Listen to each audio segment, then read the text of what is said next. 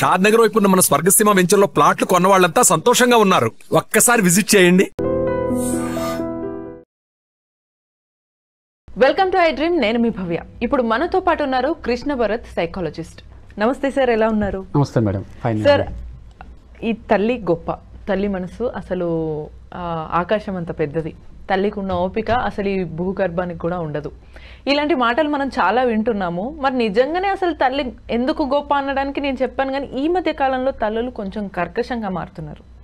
So ఈ రెండింటి వ్యత్యాసాన్ని, అసలు తల్లి గొప్పతనాన్ని మీరు ఏం చెప్తారు? జనరల్గా మనం ఎప్పుడు చూస్తూ ఉన్నాం మేడం. అంటే ఈరోజు మీరు గమనించండి, సినిమాల్లో కానీ ఒక అమ్మ మీద, అమ్మ ప్రేమ మీద ఒక సినిమా వస్తే అది హిట్, ఆటోమేటిక్గా హిట్ అమ్మ పేరు మీద హిట్ అయిపోతుంది, సినిమా వచ్చినా హిట్ అయిపోతుంది. దానికి సంబంధించిన ఒక డైలాగ్స్ వచ్చినా కూడా ఈరోజు బాగా పాపులర్ అవటం అనేది మనం చూస్తున్నాం. అంటే మనకి అమ్మ అనే ఆ పదము మనకి చాలా ఒక ఎమోషన్, దానికి ఎప్పుడు మనకు గౌరవం ఉంటుంది, ఇది చేస్తున్నాం. అయితే మీరు ఇటీవల కాలంలో గమనిస్తుంటే జనరేషన్ మారిందండి. ఈ జనరేషన్ ఎలా ఉందంటే అమ్మ ప్రేమ గొప్పది అంటే నమ్మే పరిస్థితి లేదు. వాళ్ళకి లాజిక్ కావాలి, ఇది ఎందుకు గొప్పదో మనం చెప్పగలగాలి. మీరు ఈ మధ్య గమనించారు, సైకాలజిస్ట్ కానివ్వండి లేదా మోటివేషనల్ స్పీకర్ కానీ, వీరందరూ కూడా అమ్మ ప్రేమ గురించి, ఒకప్పుడు ఎమోషన్ కదా అని వాళ్ళకి హర్ట్ చేయకుండా చాలా జాగ్రత్తగా, కొడుకు పెళ్ళైన తర్వాత కూడా అమ్మ నాన్నలకి రెస్పెక్ట్ ఇవ్వడం ఉండేది. ఈ మధ్య కాలంలో అవును వాళ్ళు కన్నంత మాత్రాన ఎందుకు గొప్ప అనే క్వశ్చన్ మార్క్, ఇలాంటి మాటలు మనం వింటున్నాము. ఎందుకు అంటే ఇప్పుడు జనరేషన్ అంటే ఏదన్నా ఒక కాన్సెప్ట్కి వాళ్ళకి లాజిక్ కావాలి. ఎందుకు ఇది గొప్పదని చెప్పగలిగితే వాళ్ళు అప్పుడు మాత్రమే అంగీకరిస్తున్నారు తప్ప పెద్దలు చెప్పారు కాబట్టి మేము వినాలి ఆ థాట్ లేదండి. ఒక జనరేషన్ వరకు అది గుడ్డిగా నడిచిపోయింది. ఇప్పుడు మా జనరేషన్ ఉందండి, పెద్దవాళ్ళు ఏదైనా ఒక పని చెప్తే మేము క్వశ్చన్ చేసేది లేదు, బ్లంట్గా ఫాలో అయిపోవటమే. కానీ ఈరోజు ఆ జనరేషను అలా లేదు. మీరు ఒక రీజన్ ఇవ్వాలి దానికి, నువ్వు ఇలా చేస్తే నీకు రిజల్ట్ వస్తుంది అనే రీజన్ ఇస్తేనే వాళ్ళు దాన్ని చేసే పరిస్థితి ఈరోజు మనం గమనిస్తున్నాము. సో ఏదో ఒకటి వస్తేనే అది వాళ్ళు నమ్ముతారు. అంటే వాళ్ళకి ఆ సైంటిఫిక్ బేస్ కానీ లేదంటే ఒక రీజనింగ్ కానీ కనిపిస్తేనే ఈరోజు నమ్ముతున్నారు. ఈ నేపథ్యంలో మనం అమ్మ ప్రేమ గొప్పది అని ఒక ఊలిగా చెప్పేస్తే దాన్ని తీసుకోవడానికి సిద్ధంగా లేరు జనరేషన్. సార్, ఫ్రాంక్గా మాట్లాడుకుంటే జనరేషన్ సిద్ధంగా లేదు అన్నమాట వాస్తవం. దాంతోపాటు నిజంగా అప్పటి కాలం నుంచి తరతరాలుగా ఇప్పటి వరకు కూడా ఈ జనరేషన్లో కూడా అమ్మకి నిజంగా ఒక వాల్యూ ఉందంటారా? నిజంగా ఉందండి. సైన్స్ అదే చెప్తుంది. అంటే మదర్తో ఒక చైల్డ్కి ఉన్న అనుబంధమే అతని జీవితాన్ని తీర్చిదిద్దుతుంది. లేటర్లో అంటే అడల్ట్ లైఫ్లో అతను ఎలా ఉంటాడనేది అతనికి చిన్నప్పుడు తన తల్లితో ఎలాంటి బంధం ఉందో దాన్ని డిసైడ్ చేస్తుందని సైన్స్ చెప్తుందండి. ఒక చిన్న ఎక్స్పెరిమెంట్ చేశారండి 2013లో. ఒక చిన్న ఎక్స్పెరిమెంట్, ఒక 12 మంది గర్భిణీలు తీసుకున్నారు, ప్రెగ్నెన్సీ ఉమెన్స్ని తీసుకున్నారు. వీళ్ళందరూ కూడా 7 to 8 months ప్రెగ్నెన్సీ ఆ రేంజ్ వాళ్ళని తీసుకున్నారు. తీసుకుని వాళ్ళు ఏం చేశారంటే కపుల్స్ని రోజు ఒక పద్ధతిలో మాట్లాడడము, పాటలు పాడుకోవడం. అంటే ఏంటి, బిడ్డ ఊములో ఉండగానే, గర్భంలో ఉండగానే కపుల్స్ ఒక పద్ధతిలో పాజిటివ్ వర్డ్స్ అవన్నీ మాట్లాడుకోవడం అనేది చేయమన్నారు. ఇలా చేసినప్పుడు అంటే వీళ్ళు ఆ బిడ్డ ఎలా ప్రతిస్పందిస్తుంది అనేది గమనించారు. తల్లి గర్భంలో ఉన్న బిడ్డ అంటే బిడ్డ ఫాదర్ వాయిస్కి మదర్ వాయిస్కి డిఫరెంట్గా స్పందించడం గమనించారు. వాళ్ళ గుండె కొట్టుకునే వేగం ఉంటుంది కండి, గుండె ఏర్పడుతుంది శిశువులో. 8 నెలలకి అట్లా చిన్న వేగం వస్తుంది, అది కొంచెం ఫంక్షనింగ్లో ఉంటుంది. వీళ్ళ వాయిస్కి డిఫరెంట్గా స్పందించడం చూశారు అన్నమాట. ఫాదర్ వాయిస్కి ఒక రకంగాను, మదర్ వాయిస్కి ఒక రకంగాను స్పందించడం చూశారు. ఇది ఊంగులో ఉన్నప్పుడు అండి. ఆఫ్టర్ డెలివరీ తండ్రి వాయిస్ కంటే కూడా మదర్ వాయిస్కి ఎక్కువ రెస్పాండ్ అవ్వటం అనేది గమనించారు అన్నమాట. మీరు అందుకే గమనించండి, చిన్నపిల్లలు జోలపాటకు కానీ, అమ్మ జోలపాటకు కానీ ఆమె వాయిస్కి చాలా రెస్పాండ్ అవుతారు మిగతా వాళ్ళ వాయిస్ కంటే కూడా. అంటే దే కెన్ ఐడెంటిఫై. ఇంట్లో 4 ఎదుర్కొంటే ఆ 4 వాయిస్లో నుంచి మదర్ వాయిస్ ఏదో వాళ్ళు స్పష్టంగా గుర్తుపట్టగలరు శిశువుగా ఉండగానే. పెద్ద అయితే కాదండి, చాలా బేబీగా ఉండగానే గుర్తుపడరు క్లియర్గా. అవును, చూస్తాం. ఇప్పుడు మీకు ఈ పరిశోధన వల్ల తెలిసింది ఏంటంటే గర్భంలో ఉండగానే గుర్తుపట్టగలరని. బయటకు వచ్చిన వాటి కాదు, గర్భంలో ఉండగానే తల్లి వాయిస్ని, తండ్రి వాయిస్ బిడ్డ గుర్తుపట్టగలరు. బయటకు వచ్చిన తర్వాత తల్లి వాయిస్ ఇంకొద్దిగా ఎఫెక్ట్ చూపిస్తుంది. స్పర్శ కూడా తెలుస్తుంది. నార్మల్ గా కళ్ళు మూసుకున్నా బాగా ఏడుస్తారు, ఒక్కసారి జస్ట్ అమ్మ చేతిలోకి రాగానే ప్రశాంతంగా అయిపోతారు. అంటే అమ్మ స్పర్శ అండి, ఎవరికైతే చిన్నప్పుడు యాజ్ ఏ బేబీగా ఉన్నప్పుడు అమ్మతో ఎక్కువ ఆ ఫిజికల్ టచ్ అనేది ఉంటుందో వాళ్ళ తర్వాత లైఫ్లో చాలా సెక్యూర్డ్గా ఉంటారంటండి. అంటే they can balance there emotions. ఆ ఎమోషనల్ వెంటిలేషన్ ఒక ప్రాపర్ వేలో ఉంటుంది. అలాగే వాళ్ళ భార్యతో కానివ్వండి, స్నేహితులతో కానివ్వండి, ఏర్చుకునే సంబంధ బాంధవ్యాలు కూడా బాగుంటాయంటండి. చిన్నప్పుడు మదర్తో ఉన్న అఫెక్షన్ కానివ్వండి, ఆ టచ్ కానివ్వండి, ఆ ప్రేమ బంధం వీళ్ళ తర్వాత ఎలా ఉండాలో నేర్పిస్తుందండి. అది ఆటోమేటిక్గా నేర్పిస్తుంది అనమాట. మీరు దానికేమీ ఒక సిలబస్ లేదంటే ఇలాంటిదేమీ ఉండదు. ఇట్స్ ఏ న్యాచురల్ ఫినామినా, సహజంగా జరిగే ప్రక్రియ అన్నమాట. అందుకనే బిడ్డ ఒక దశలో తల్లి దగ్గర ఎక్కువ ఉండాలి, తల్లితో ఎక్కువ టచ్లో ఉండాలి, తల్లి ఎక్కువ తీసుకుంటూ ఉండాలి, ఒళ్ళోకి తీసుకుంటూ ఉండాలి, తను పాటలు పాడుతూ ఉండాలి, మాట్లాడుతూ ఉండాలి, ఇవన్నీ చేస్తుండారు. మ్యూజిక్ సైకాలజిస్ట్ ఒకళ్ళు పరిశోధన చేశారండి 2001లో. ఒక పరిశోధన చేస్తే వాళ్ళంటే 8 నెలలు 6 నెలల నుంచి 8 నెలల పసిపిల్లలు ఉంటారు కదండి, వీళ్ళు తల్లి మాటల కంటే పాటలకు ఎక్కువగా రెస్పాండ్ అయ్యారు. ఓకే, అంటే తల్లి పాడే పాటలు. మీకు అందుకనే మన సాంప్రదాయంలో చూడండి, అందుకే చందమామ పాటలను, లాలిపాటలు కానీ, జోలపాటలు కానీ ఇవన్నీ వచ్చినాయి. ఎందుకంటే దాని వెనక ఒక సైంటిఫిక్ రీజన్ ఉంది. మనం ఏదో ఒక సాంప్రదాయం అనుకుంటాం కానివ్వండి. మీకు ఈరోజు కూడా పల్లెటూరులో మీరు గమనిస్తూ ఉంటే ఉయ్యాల వేసి పాడుతూ ఉంటారు, ఏవో పాటలు ఉంటాయి, లాలిపాటలు ఉంటాయి, పల్లెటూరులో ఉంటాయి, అవి పాడుతూ ఉన్నారు ఈరోజు. ఇప్పుడంటే మనకి సిటీలో ఏదో మ్యూజిక్ బాక్స్ వచ్చేసి మనం పెట్టేస్తున్నాం కానీ దాని అయితే తల్లి వాయిస్ అంత ఎఫెక్ట్ వీటిలో ఉండదండి. ఎందుకంటే తల్లి వాయిస్ కావచ్చు, ఆమె గొంతు కావచ్చు, ఆమె స్పర్శ కావచ్చు, పిల్లల మీద చాలా ప్రభావం చూపిస్తుంది. సార్, ఇక్కడ పిల్లల మీద ఎంత ప్రభావం చూపిస్తుంది తల్లి ప్రేమ మనకు తెలుస్తుంది, కానీ అటు తల్లి ప్రేమ చూస్తారా? ఒకసారి పిల్లల విషయంలో వాళ్ళు పెద్ద అయిన తర్వాత ఎలా అయినా సరే ఒక స్త్రీ ఉంటుంది క్లియర్గా. ఇప్పుడు నేనున్నాను ఒక పర్టికులర్ ఏజ్లో, వన్స్ నేను మదర్ అయిన తర్వాత ఖచ్చితంగా అసలు ప్రపంచాన్ని ఎదిరించైనా సరే వాళ్ళ పిల్లలే వాళ్ళకు ముఖ్యం అనే రేంజ్లో మొత్తం త్యాగం చేయడానికైనా సిద్ధపడతారు. అంతగా ఎందుకు ఒక మహిళ మైండ్ కానీ మనసు తల్లి ప్రేమగా మారినప్పుడు ఎట్లా మౌల్డ్ ఎందుకు అవుతుంది అంటారు? ఒక సైంటిఫికల్గా ఏం చెప్తారు మీరు? దీని మీద కూడా కొన్ని పరిశోధనలు జరిగాయండి. ఓకే, అంటే మదర్హుడ్ అంటారు. అంటే దాన్ని ప్రిపేర్ అవ్వటము. మీరు ఈరోజు గమనిస్తే అండి, చాలా చోట్ల ఏంటంటే మీకు ప్రీనేటల్ సైకాలజీ అని ఒక బ్రాంచెస్ వచ్చాయి సైకాలజీలో కొత్తగా. ఓకే, అంటే గర్భంలో ఉండగానే తల్లి ఎలాంటి జాగ్రత్తలు తీసుకోవాలి, డెలివరీ కాగానే ఒక 1 year వరకు ఎలాంటి జాగ్రత్తలు తీసుకోవాలి అనేది ఈరోజు ఒక ప్రత్యేకమైన బ్రాంచ్. అదొక సపరేట్ శాస్త్రం అయిపోయింది. దాంట్లో కొన్ని సిలబస్ వచ్చింది, దాని మీద చాలా పరిశోధనలు జరుగుతూ ఉన్నాయండి. అంటే ఈ ప్రిపరేషన్ అవ్వటానికి కొన్ని సూచనలు కూడా ఉన్నాయన్నమాట మదర్హుడ్ మీద. ఆ టైంలో ఏమవుతుంటే వీళ్ళకి చాలా హార్మోన్స్ రిలీజ్ అవుతాయి. మీకు ఒకటి గమనించండి, డెలివరీ అయిన తర్వాత కొంతమంది మదర్స్ డిప్రెషన్కి వెళ్ళేది గమనిస్తూ ఉంటారు. అవును, 9 నెలలు శిశువు గర్భంలో ఉంటారు, డెలివరీ అవుతుంది. చాలా మందిలో అంటే గర్భం తర్వాత కొంత డిప్రెషన్ వచ్చే అవకాశం ఉంటుంది.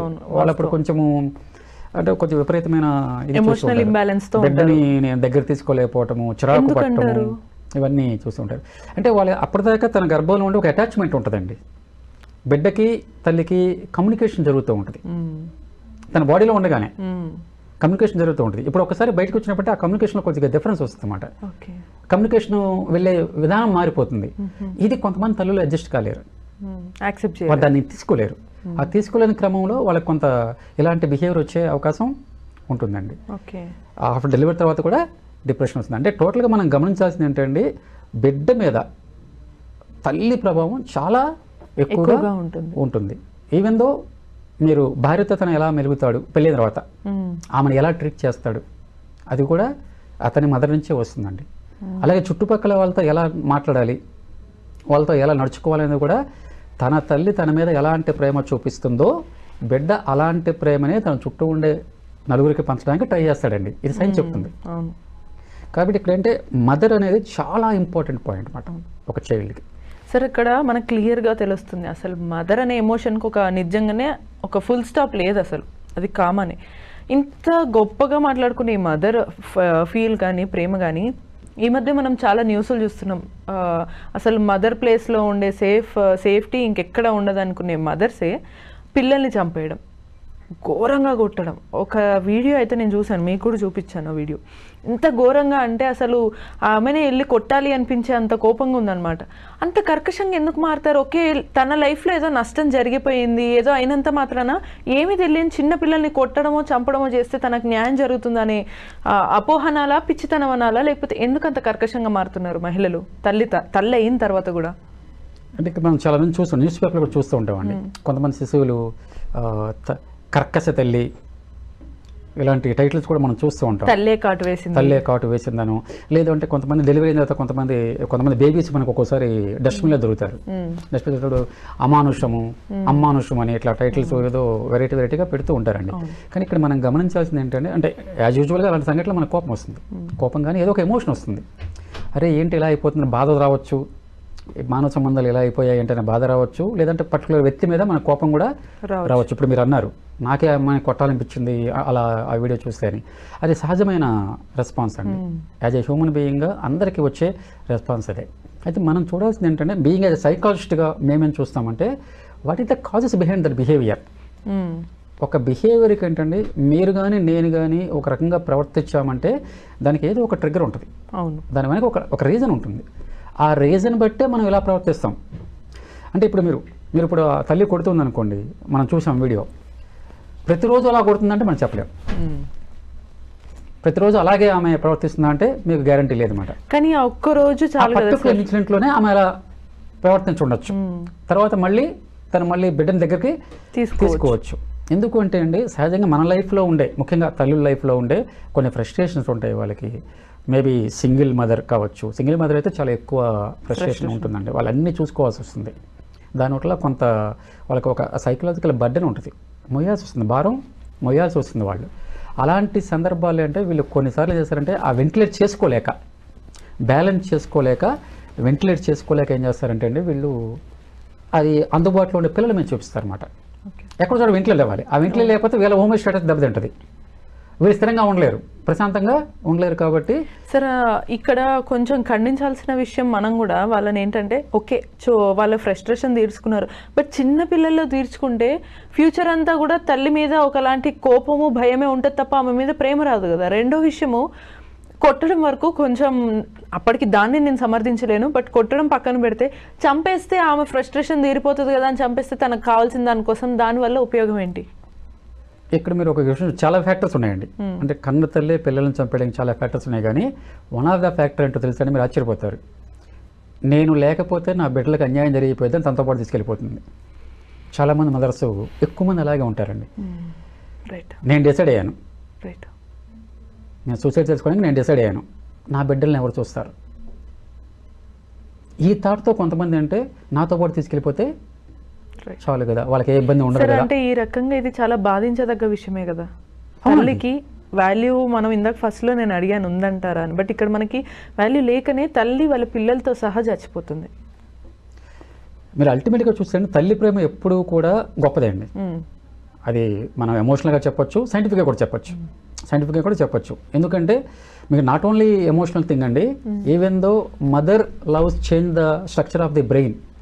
చైల్డ్ బ్రెయిన్ కూడా మారుస్తుందండి. ఎవరికైతే మదర్తో బాగా అనుబంధం ఉందో వాళ్ళలో, అలాంటి పిల్లల్లో హిప్పో క్యాంపస్ అని ఒక పార్ట్ ఉంటుంది మనకి బ్రెయిన్లో. ఆ హిప్పో క్యాంపస్ ఏం చేస్తుందంటే మన ఎమోషనల్ రెగ్యులేషన్స్ కానివ్వండి, అంటే మన ఎమోషన్స్ ఎలా కంట్రోల్ చేసుకోవడము, స్ట్రెస్ వచ్చినప్పుడు ఎలా రెస్పాండ్ అవ్వాలి దాన్ని చూస్తుందండి. కాగ్నిటివ్ ఫంక్షనింగ్ అంటే మీరు ఎలా ఆలోచించాలి, ఇవన్నీ ఈ మూడింటిని ఈ హిప్పో క్యాంపస్ కంట్రోల్ చేస్తుంది. అలాంటి హిప్పో క్యాంపస్ ఎవరికైతే తల్లి ప్రేమ బాగా ఉందో, తల్లితో మంచి అటాచ్మెంట్ ఉందో, వాళ్ళలో తల్లితో అటాచ్మెంట్ లేని పిల్లల కంటే 10% ఎక్కువగా ఉందండి దాని సైజు. హిప్పో క్యాంపస్ సైజు 10% ఎక్కువగా ఉంది. అంటే దే ఆర్ బెటర్ దెన్ ఎవరైతే తల్లితో సరైన అటాచ్మెంట్ లేని వాళ్ళకంటే బెటర్ దెన్గా ఉంటారు ఈ అంశాల్లో. మీరు ఎమోషనల్ రెస్పాన్స్లో కావచ్చు, స్ట్రెస్ రెస్పాన్స్లో కావచ్చు, లేదంటే కాగ్నిటివ్ ఫంక్షనింగ్లో కావచ్చు, they are better when we compare with the child. అంటే తల్లితో ప్రేమ అటాచ్మెంట్ లేని చైల్డ్తో పోలిస్తే వీళ్ళు బెటర్గా ఉంటారు. అంటే ఒక ఎమోషనలే కాకుండా ఒక బిడ్డ బ్రెయిన్ను కూడా మార్చేంత గొప్ప శక్తి తల్లి ప్రేమలో ఉంది. ఓకే, సో ఒక రకంగా చెప్పాలంటే ఈవెన్ లాలో కూడా ఒకవేళ ఇద్దరు కపుల్స్ విడిపోతే ఫస్ట్ ఖచ్చితంగా పిల్లల్ని తల్లి దగ్గర ఉంచడానికే ప్రయారిటీ ఇస్తారు. దిస్ ఈజ్ ద రీజన్ అండి. ఎందుకంటే ఒక పర్టికులర్ ఏజ్ వరకు తల్లితో అనుబంధం బిడ్డకు అవసరం. అన్ని రకాలుగా శారీరకంగాను, మానసికంగాను, సామాజికంగాను తల్లి ప్రేమతో ప్రయోజనాలు ఉన్నాయి కాబట్టి ఆ తల్లి దగ్గరే ఉంచుతారండి ఒక పర్టికులర్ ఏజ్ వరకు. తర్వాత మళ్ళీ మీరు ఎవరి దగ్గర ఉండే బిడ్డల ఛాయిస్ ఉంటుంది. లా ప్రకారం అంటే బిడ్డను అడుగుతారు ఒక ఏజ్ తర్వాత నువ్వు ఎవరి దగ్గర ఉంటావు అని. మదర్ అయితే మదరు, ఫాదర్ అయితే ఫాదర్. బట్ ఒక మేబీ బిలో 5 years ఏదో ఉందండి, నాకు ఎగ్జాక్ట్గా తెలియదు కానీ లా ప్రకారము ఆ బిలో ఏజ్ లోపు ఉన్న వాళ్ళకి మస్ట్ అండ్ షుడ్గా మదర్ దగ్గరే ఉంచుతారండి అకార్డింగ్ లా ప్రకారం. ఎందుకంటే ఈ కాంపోనెంట్ కోసం, బిడ్డకి తల్లి నుంచి ఈ ప్రేమ అందాలి అనే కాన్సెప్ట్ కోసమే దాన్ని అలా డిజైన్ చేశారన్నమాట. సార్ ఇక్కడ మళ్ళీ సైంటిఫికల్గా ఉండటంతో పాటు మనము ఒకసారి చివరిగా చూసుకుంటే ఫారెన్ కంట్రీస్లో మదర్స్ డే అని ఒక స్పెసిఫిక్ డే పెట్టుకొని వాళ్ళకి ఇస్తారు ఆ రెస్పెక్ట్ అంతా ఒక రోజులో. మన సైడ్ అలా లేదు. ప్రాబబ్లీ ప్రతిరోజు ఇష్టపడే వాళ్ళు ఇష్టపడతారు, అసలు పట్టించుకొని వాళ్ళు పట్టించుకోరు. సో ఈ రెండింటిని మనం ఎలా చూడొచ్చు అంటారు? అండ్ మన దగ్గర ఉన్న మదర్కి ఒక్కరోజు ఆ రెస్పెక్ట్ ఇస్తే సరిపోతుందా? అంటే మీరు సంస్కృతి ప్రభావం ఉంటుందండి ఒక ప్రాంతం మీద, ఒక దేశం మీద. అక్కడ ఉండే కల్చరల్ ఫ్యాక్టర్స్ ఉంటాయండి, సాంస్కృతిక కారకాలు ఉంటాయి, వాటి ప్రకారం ఉంటుంది. అంటే మీకు ఫారిన్ కంట్రీస్లో అంటే వెస్ట్రన్ కంట్రీస్లో ఏంటండి, ఒక పర్టికులర్ ఏజ్ వచ్చిన తర్వాత పిల్లలు వాళ్ళు సెల్ఫ్ రిటర్నింగ్ వచ్చేస్తుంది అనమాట. 14 సంవత్సరాల తర్వాత వచ్చిన తర్వాత పేరెంట్స్తో చాలా తక్కువ ఉంటారు, పేరెంట్స్ కంట్రోల్ కూడా తక్కువ ఉంటుందండి వెస్ట్రన్ కంట్రీస్లో మీరు గమనిస్తే. అంటే దే ఆర్ ఫ్రీ బర్డ్, వాళ్ళ పాకెట్ మనీ వాళ్ళే సంపాదించుకోవాలి, వాళ్ళ ఫ్రెండ్షిప్స్ అంతా వాళ్ళ ఇష్టము ఇలా ఉంటుంది. బట్ వేరే ఇండియన్ కల్చర్, మన కల్చర్లో ఏంటంటే మనకి 20 వచ్చింది కూడా మన పిల్లవాడుగానే కనిపిస్తాడు. నాకు 5 ఏళ్ళ మా బాబు ఉన్నాడు అండి, నా కొడుకు నాకు 5 ఏళ్ళ పిల్లలుగానే కనిపిస్తాడు అనమాట, వాడు 25 ఏళ్ళు వచ్చిన. ఇది మన కల్చర్, మన చిన్నప్పటి నుంచి మనకి అలా ఫీడ్ అవుతూ వస్తుంది, మన సంస్కృతిలో భాగంగా వస్తూ ఉంది. అలాగే మన సంస్కృతిలో ఏంటంటే ఇండియన్ కల్చర్లో ఏంటంటే తల్లి స్థానం ఎప్పుడు ఒక గొప్ప ప్లేస్లో ఉంచుతారు. తండ్రి తల్లి స్థానాలు మాతృదేవోభవ, పితృదేవోభవ అని మనకి చిన్నప్పటి నుంచి మనకి నేర్పుతారు. కాబట్టి ఆటోమేటిక్గానే మనకు కొంత వాళ్ళ మీద ఒక పాజిటివ్ ఒపీనియన్ ఉండే అవకాశం ఎక్కువగా ఉంటుంది. అంటే అక్కడక్కడ కొన్ని ఉంటాయండి, జనరల్గా ఎక్కువ పర్సెంట్ పాజిటివ్ ఒపీనియన్ ఉంటుంది. టూ ఫ్రాంక్గా చెప్పండి, మనకి ప్రత్యేకంగా మదర్స్ డే లాంటివి పెద్దగా అవసరం లేదు, ఎందుకంటే ప్రతిరోజు మనం చూపిస్తాం. మీరు ఇప్పుడు ఎప్పుడైనా గమనించండి, ఈ మధ్యకాలంలో ఆ సంస్కృతి లేదు కానీ పుట్టినరోజు నాడు మొట్టమొదటిగా తలస్నానం చేసి తల్లిదండ్రుల కాళ్ళకి నమస్కరించిన తర్వాతే బయటకు వచ్చేవాళ్ళు. చాక్లెట్లు పంచడం కానివ్వండి, స్కూల్కి వెళ్ళి టీచర్లకి పంచడం కానివ్వండి, ఇదన్నీ ఒకప్పుడు మన కల్చరల్లో భాగంగా ఉండేవి. అలాగే ఏదన్నా బయటకు వెళ్తున్నా, ఏదన్నా పండుగలప్పుడు కానివ్వండి, మొట్టమొదటిసారిగా తల్లిదండ్రులకి కాళ్ళకి నమస్కరించిన తర్వాతనే మనం ఏదైనా చేసేవాళ్ళం. ఇప్పటికి అప్పుడప్పుడు మనం అక్కడక్కడ చూస్తూ ఉన్నాం. అంటే it's a part of our culture. తల్లిదండ్రులను గౌరవించడం అనేది పార్ట్ ఆఫ్ అవర్ కల్చర్. దాంట్లో అమ్మకి ఇంకొంచెం ఎక్కువ స్థానం, తండ్రి కంటే కొద్దిగా ఎక్కువ స్థానం ఇవ్వడం అనేది మనం చూస్తున్నాం. కాబట్టి ప్రత్యేకంగా మనకి మదర్స్ డే అనేది అంతగా అవసరం లేదు. కానీ అక్కడ ఉన్న కల్చర్ ప్రకారం ఏంటంటే వాళ్ళు మదర్స్ దగ్గర నుంచి కొద్ది దూరంగా ఉంటారు కాబట్టి ఒక ఏజ్ తర్వాత కొద్దిగా మదర్స్కి దూరంగా ఉంటారు పేరెంట్స్కి. ఆ రోజు ప్రత్యేకంగా వెళ్ళి వాళ్ళు శుభాకాంక్షలు చెప్పడము మదర్కి అంటే అది ఇప్పుడు గ్లోబలైజేషన్ నేపథ్యంలో మనకు కూడా అలా వచ్చేసింది. మనకి అన్ని ఆ కల్చరల్ ఇంటరాక్షన్ జరుగుతుంది కాబట్టి కొన్ని మనం కూడా ఎక్వైర్ చేసుకుంటున్నాము, ఇక్కడ మనం చూస్తున్నాము. Right, super. సో మొత్తానికి ద ఇంపాక్ట్ ఆఫ్ మదర్ అనేది ఎంతగా ఉంది, మదర్ ఎమోషన్, మదర్ ప్రేమ. సో ఇక్కడ చూస్తున్నారు కదా, ఎటువంటి తల్లి మీరు మదర్స్ చాలామంది వీడియో చూస్తున్న వాళ్ళు అయి ఉంటారు. సో మీరు మీ పిల్లల్ని ఎలా బయట సమాజానికి పరిచయం చేయాలనుకుంటున్నారు అనేదంతా కూడా మీ చేతుల్లోనే ఉంటుందని సైంటిఫికల్గా సార్ చెప్తున్నారు. సో ఇటువంటి మరిన్ని వీడియోస్ కోసం keep watching iDream. Sir, one life lesson what medicine has taught you. Whatever you can do without expecting. But I really believe మన పాజిటివ్ యాటిట్యూడ్ ఉంటేనే మనం ఏదైనా సాధించగలం. గట్ ని మనం కరెక్ట్ గా డీల్ చేసినట్లయితే అది మనకి పాజిటివ్ హార్మోన్స్ ని రిలీజ్ చేస్తుంది. షుగర్ వచ్చిన వాళ్ళ పరిస్థితి ఏంటి? పొట్ట దగ్గర పెరిగితే దాన్ని ఆండ్రాయిడ్ అంటారు, ఆండ్రాయిడ్ ఫోన్ కదా. అసలు థాట్స్ ఎందుకు వస్తాయి? బ్రెయిన్ డెడ్ అంటే దానికి ప్రపంచం అంతా కూడా కొన్ని నిర్దిష్టమైనటువంటి లక్షణాలు. మానసికంగా ధైర్యంగా ఉంటే క్యాన్సర్ జయించవచ్చు. You are a doctor for a cause sir, అంతే. వాళ్ళకి వచ్చిన ఆదాయం కాకుండా ఫ్రీ సర్వీస్ ఎంతమందికో చేస్తుంది.